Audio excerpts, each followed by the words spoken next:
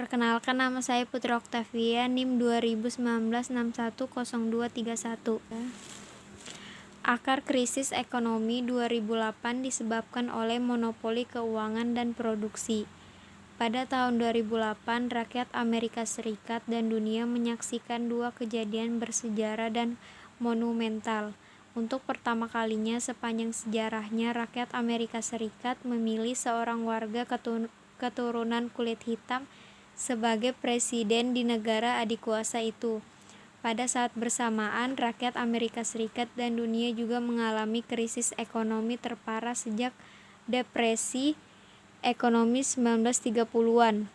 Kedua peristiwa ini di satu sisi menimbulkan harapan, di sisi lain menerbitkan kegelisahan dan ketakutan yang akut.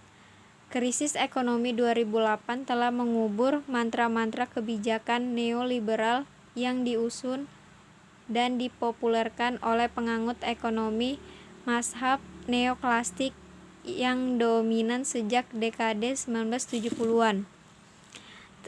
Krisis di tahun 2008 terjadi akibat tidak seimbangnya sektor keuangan dengan sektor produksi karena adanya praktek monopoli sumber daya ekonomi oleh korporasi besar dan negara maju terhadap negara miskin. Modal untuk pembangunan hanya dimiliki oleh sekelompok korporasi besar dan negara tertentu saja. Sementara negara miskin harus dengan cara berutang untuk mendapatkan dana pembangunan dengan kewajiban menjalankan seluruh persyaratan negara maju. Penguasaan ekonomi yang tidak adil menciptakan struktur kemiskinan yang akut, yang pada akhirnya menurunkan kemampuan daya beli masyarakat. Ketidakadaan daya beli berarti ketidakadaan pasar yang menjadikan sektor keuangan tumbuh secara tidak seimbang dengan sektor produksi. Sektor produksi tidak memberikan keuntungan yang besar dikarenakan daya beli konsumen tidak ada. Monopoli keuangan dan produksi inilah yang sesungguhnya menjadi akar dari krisis ekonomi di tahun 2008 juga di tahun-tahun sebelumnya. Krisis tahun 2008 terjadi di Amerika Serikat dan Eropa yang menjadi pusat keuangan dunia. Hampir seluruh produk keuangan berasal dari Amerika Serikat, kemudian dijual di negara-negara di seluruh dunia. Kredit perumahan kelas 2 di Amerika Serikat sebagai awal terjadinya krisis dibeli oleh berbagai negara yang percaya bahwa daya tahan ekonomi Amerika Serikat jauh lebih kuat dari negara lainnya, karena Amerika Serikat memiliki sumber daya keuangan yang sangat besar. Namun keyakinan tersebut salah. Seiring dengan macetnya kredit perumahan, pembelian produk keuangan oleh berbagai negara inilah yang menjadi krisis tahun 2008 memiliki dampak yang sangat luas, tidak hanya Amerika Serikat tapi juga di banyak negara lainnya. Krisis di tahun 2008 berawal dari krisis keuangan, berkembang ke krisis perbankan, menjadi krisis ekonomi.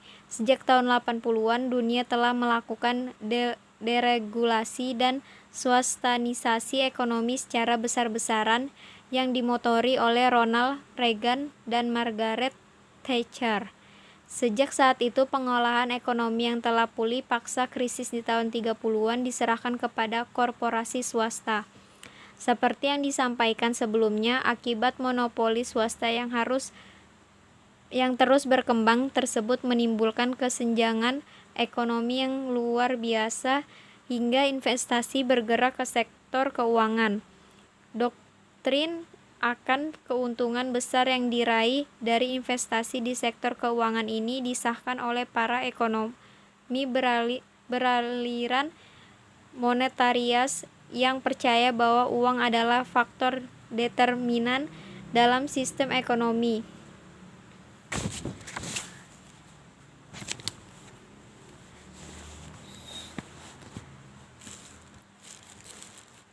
Peranan ini kemudian menjadikan perbankan turun menentukan kebijakan-kebijakan ekonomi. Apa yang terjadi di tahun 2008 adalah gambaran dari betapa sistem perbankan telah tumbuh menjadi bagian dari industri keuangan yang menjadikan ekonomi real memiliki ketergantungan yang luar biasa besar dengan bank. Ketika bank koples akibat krisis likuiditas di pasar, mau tidak mau ekonomi sektor real kena imbasnya. Yang terjadi bukan berikutnya adalah ekonomi tidak hanya menciptakan krisis keuangan atau perbankan, tapi menimbulkan krisis ekonomi. Secara umum, kondisi perekonomian Indonesia sebagai dampak langsung yang dirasakan akibat krisis tahun 2008 antara lain: 1. Tingginya pengangguran dan angka PHK akibat menurunnya produksi ekspor atau akibat ketergantungan pasar luar. 2. Bertambahnya beban utang luar negeri atau sebagai konsekuensi stimulus fiskal untuk penyelamatan krisis. 3. Banyak kasus perampasan tanah akibat proyek-proyek infrastruktur atau untuk menjaga daya beli konsumen. 4. Tingginya angka kekerasan akibat konflik agraria. 5. Terabaikannya pelayanan publik akibat dana lebih digunakan untuk penyelamatan perbankan. 6.